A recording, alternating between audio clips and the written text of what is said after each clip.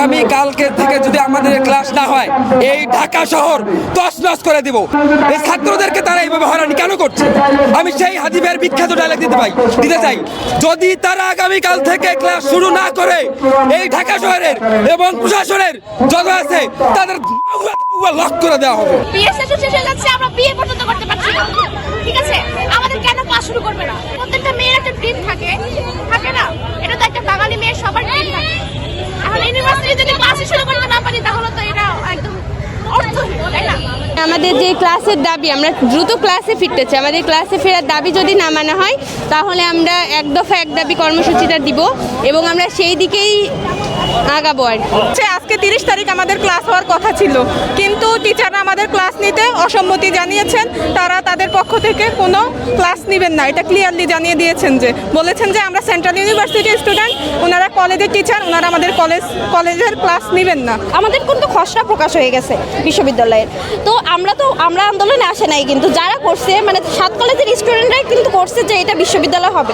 ঠিক আছে, বিশ্ববিদ্যালয় হচ্ছে আমাদের হচ্ছে সার্কুলার দেওয়া হলো, আমরা বিশ্ববিদ্যালয় ভেবে সব কিছু লেখা আছে ঢাকা কেন্দ্রীয় বিশ্ববিদ্যালয়, আমরা ওটা দেখেই ফর্ম তুললাম, পরীক্ষা দিতে আসলাম। তাহলে আমাকে এটা বোঝানো দরকার যে আপনারা যখন প্রথম থেকেই মানবেন না, তাহলে প্রত্যেকটা কলেজে কেন পরীক্ষা নেওয়া হলো ঢাকা কেন্দ্রীয় বিশ্ববিদ্যালয়? তখন কি তখন তো স্যাররাই আমাদের ডিউটি নিছে, তখন কেন এই কথা বলা হলো না যে আমরা কোনো হচ্ছে ঢাকা কেন্দ্রীয় বিশ্ববিদ্যালয়ে কোনো ভর্তি কার্যক্রমে আমরা অংশগ্রহণ করতে পারবো না? তখন কেন আমাদের ভর্তি নেওয়া হলো?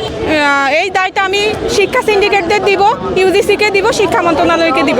কারণ শিক্ষা মন্ত্রণালয় একের পর এক নোটিশ দিয়ে যাচ্ছে, কিন্তু কোনো কিছু বাস্তবায়ন করছে না, টিচারদের বাধ্য করছে না আমাদেরকে ক্লাসে ফিরিয়ে নেওয়ার জন্য।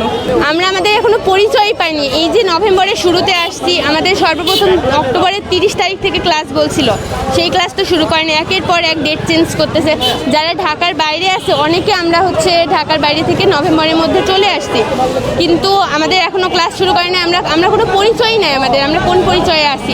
স্টুডেন্টের যে পরিচয়, আমরা কোনো স্বতন্ত্র বিশ্ববিদ্যালয় এখনো পাই নাই, আমাদের কোনো পরিচয় হয়নি। এখন আমাদের অবস্থান হচ্ছে, আমাদেরকে যদি দ্রুত ক্লাসে ফিরিয়ে না নেওয়া হয়, আমরা যে কোনো টাইমে এক দফায় যাব। এক দফা হচ্ছে আমাদের অধ্যাদেশ জারি করে আমাদের সেন্ট্রালের স্বীকৃতি দিতে হবে, সেন্ট্রাল ইউনিভার্সিটি। এইটা মানে শুধুমাত্র হয়রানি ছাড়া আমাদের সাথে কিছুই করছে না। তারা প্রথমে মতামত দিছে, এখন তারা একটা হচ্ছে ভার্সিটি যদি হয়, অধ্যাদেশ জারি হয়ে যায়, একটা ভার্সিটিতে কখনো বিসিএস ক্যাডার থাকবে না, থাকলেও কয়েক বছরের জন্য একটা চুক্তি হিসাবে থাকবে, আস্তে আস্তে ট্রান্সফার হয়ে যাবে। আমাদের পিএইচডি টিচার লাগবে একটা ভার্সিটি চালানোর জন্য। হয়তো এই কারণেই তারা হচ্ছে চাচ্ছে না যে এখন আমাদের এটা ভার্সিটি হোক। সেশন জটে পড়ে গেছি আমরা, সামাজিকভাবে অনেক জায়গায় আমরা হেনস্থার শিকার হচ্ছি যে ফ্যামিলি থেকে। আমি আজকে ভাইয়া অলরেডি বলে আসছি যে আমি ক্লাস করার জন্য আসছি, কিন্তু আমি আন্দোলনে আসছি, আইসা দেখি যে ক্লাস হবে না। এখন আমাদের কর্মসূচি হচ্ছে, আমাদের প্রতিনিধিরা শাহবাগ থানায় গিয়েছে কথা বলার জন্য। তারা কি বলে ওইটার উপর নির্ভর করে আমরা আমাদের পরবর্তী পদক্ষেপ নিব।